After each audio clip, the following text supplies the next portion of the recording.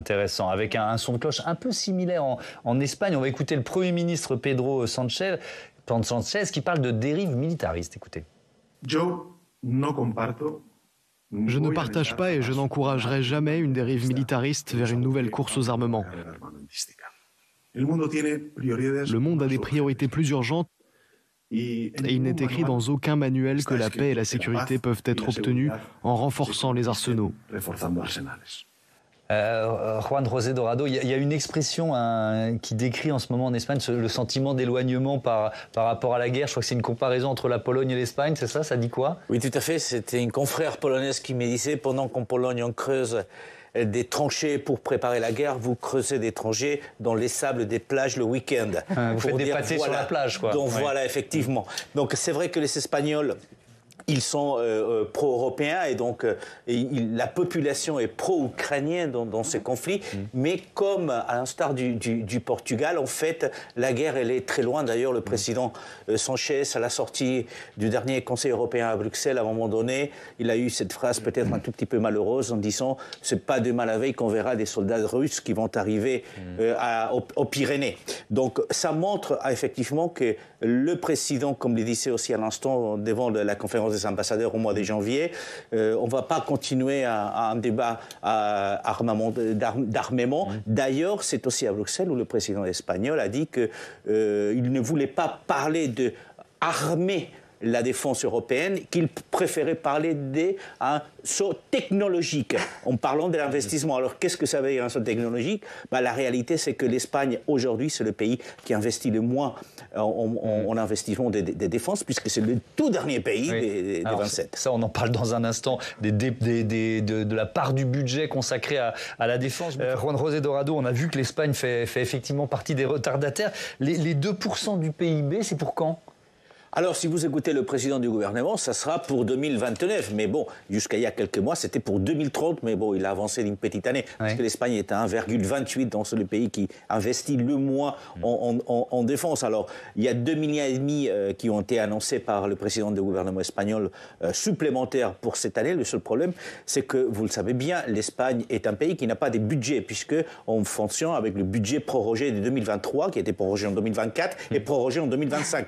Donc, il y a des plafonds. Ça nous rassure, il y a pire que la France. Il y a pire que la France à ces niveaux-là. Et donc, l'Espagne n'a pas des budgets, donc il va falloir trouver cet argent. Et puis, vous avez un problème supplémentaire qui est quand même un gros problème, c'est qu'un tiers du gouvernement espagnol est contre l'investissement en matière de défense. Donc, c'est pour ça que le président espagnol parlait, qu'il n'aimait pas parler de réarmer l'Europe, mais plutôt des sauts technologiques. Parce qu'en fait, c'est quoi? C'est une partie de sa coalition, c'est ça? Une partie de sa coalition, c'est un gouvernement des coalitions qui est minoritaire, notamment donc Parti socialiste majoritaire, et puis l'équivalent de la France insoumise en France, la gauche radicale espagnole, et notamment sa vice-présidente qui a dit que son groupe au Parlement ne votera jamais ce type de dépenses. Donc vous voyez, l'Espagne est dans un problème interne assez important aujourd'hui. Et quand on pose la question aux Espagnols, les sondages valent ce qu'ils valent, mais est-ce qu'ils disent oui, il faut dépenser plus pour la défense européenne et donc pour la défense de l'Espagne?